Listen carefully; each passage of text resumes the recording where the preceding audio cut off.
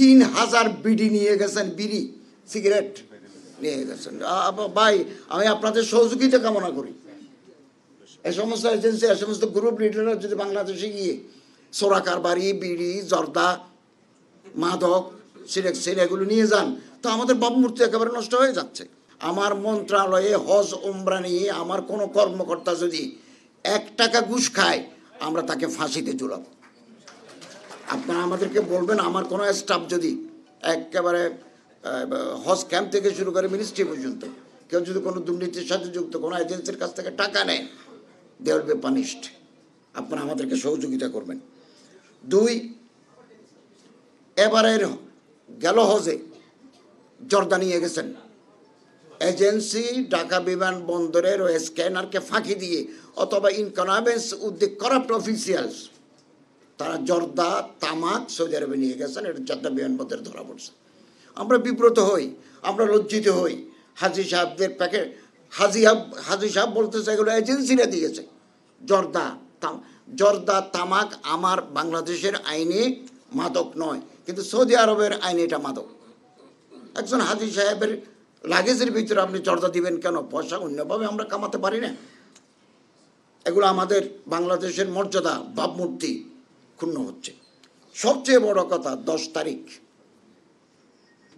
Jeddah বিমানবন্দরে 45 জন উমরা হাজি নিয়ে একটা এজেন্সির মালিক গেছেন।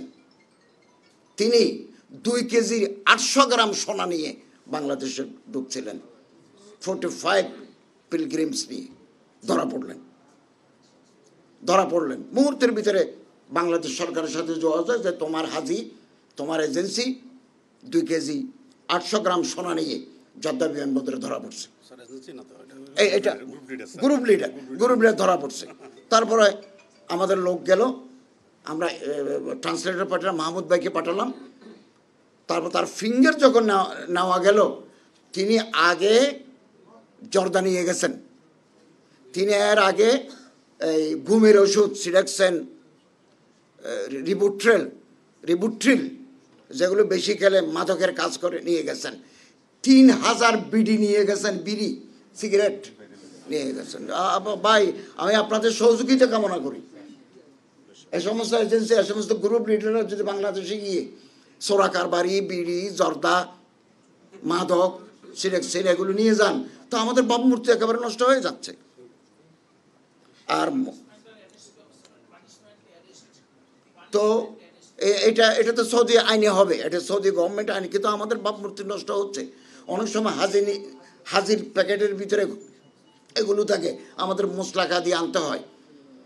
আর এগুলো আপনারা সহযোগিতা করবেন। এবং গেলবার এমন হাজি গেছে যে হাজির পা নাই, তো কেন তাকে আপনি অ্যালাউ করলেন? জামাইরও পা নাই, বউরও পা নাই, তো ওমরা কীভাবে করবে? আরেকজনের পায়ের নিচে সিরোসিস, এই যে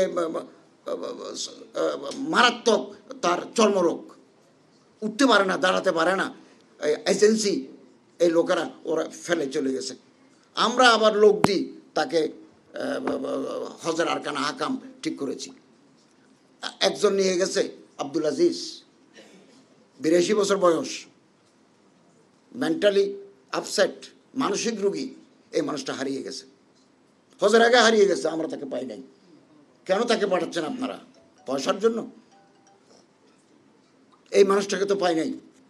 আমরা তার কবরস্থান খোঁজ করেছি, হসপিটাল খোঁজ করেছি, ল এনফোর্সিং এজেন্সিকে সৌদি আরবে আমরা জানিয়েছি, খোঁজ দিতে পারে। এটা তো আমার জন্য দুঃখ।